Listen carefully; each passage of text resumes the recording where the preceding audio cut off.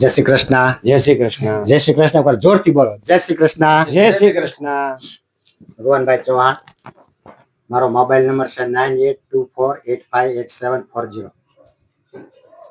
આજે વિનોદભાઈ અને વજુભાઈ બે સુરતથી આજે મળવા આવ્યા છે.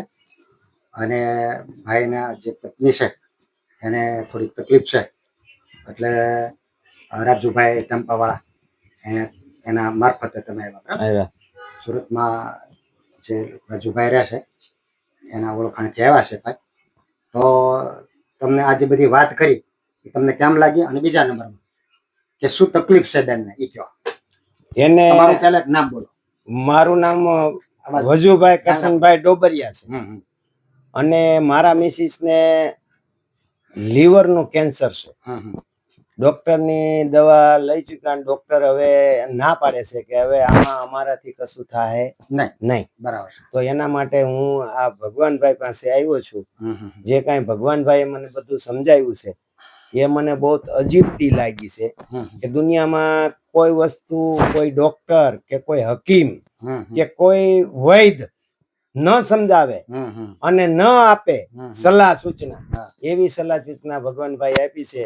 જે ગીતાના માધ્યમથી, સંસ્કૃતના માધ્યમથી, કોઈ પુસ્તકોના માધ્યમથી, કેણે કોઈ કોર્સ કરેલા એના અનુભવની વાત છે.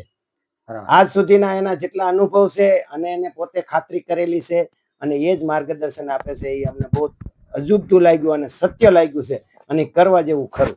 એટલે મારો કોઈ ચાર્જ ખરો? નહીં, 1 રૂપિયાનો ચાર્જ નથી અને ફ્રીમાં સેવા આપે છે. ફ્રીમાં સેવા આપે છે, કોઈ જાતનો ચાર્જ લેતા. તમને આ કોર્સ કરવા માટે તૈયાર છો? એગ્રી? હા, અમે આ કોર્સ કરવા માટે તૈયાર છીએ. અમને સારું લાગ્યું છે કે ડોક્ટરને ભૂલી જવું જોઈએ અને હવે આ કરવું જોઈએ. ડોક્ટરે ના પાડી દીધી. હા, ડોક્ટરે ના જ પાડી દીધી છે. અમે કોઈ હવે સારવાર કરશું નહીં.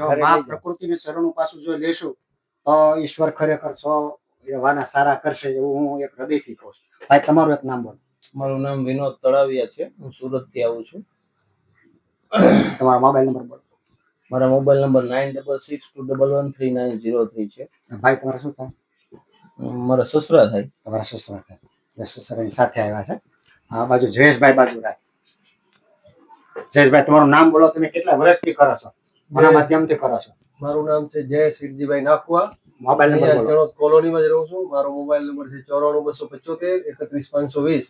અને હું 10 વર્ષથી આ એનડીએસ કરું છું.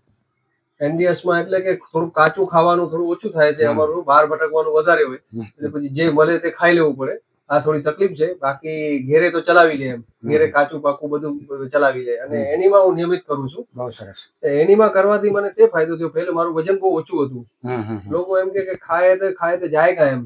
તો એનીમાં કરવાથી જે પેટની જે પાચન શક્તિ છે ને એ પાવરફુલ, તે ઉલટાની પાવરફુલ થઈ ગઈ. પહેલે બહુ ડાઉન થઈ ગયું હતું વજન એનીમાં કરવાથી. 43-44 કિલો આવી ગયું હતું. 49 મારું વજન રહેતું હતું. 43-44 આવી ગયું હતું. હવે 53-54 કિલો વજન થઈ ગયું. વજન બી વધી ગયું છે. મને ડાઉટ હતો કે એનીમાં કરવાથી બધું અંદરથી નીકળે જ છે તો વજન વધવાનું નથી, પણ વજન બી હવે બરાબર મેન્ટેન થઈ રહ્યું છે. અને હું સવારથી નાઈ એનીમાં કરી અને પૂજા પાઠ કરી નીકળું અને સાંજે પાછી ઘરે આવું ત્યાં સુધી એકદમ ફૂલ સ્ફૂર્તિમાં રહું છું. અને ક્યારે પણ એવું લાગતું નથી મને કે શું કહેવાય એનર્જી ઉતરી ગઈ હોય એમ. લોકો 4-6 કલાક 8 કલાક કામ કરતા હોય તો એનર્જી ઉતરી જાય. ખૂબ જ સ્ફૂર્તિ અનુભવું છું. અને આ લોકો બધાને કરવા જેવું છે.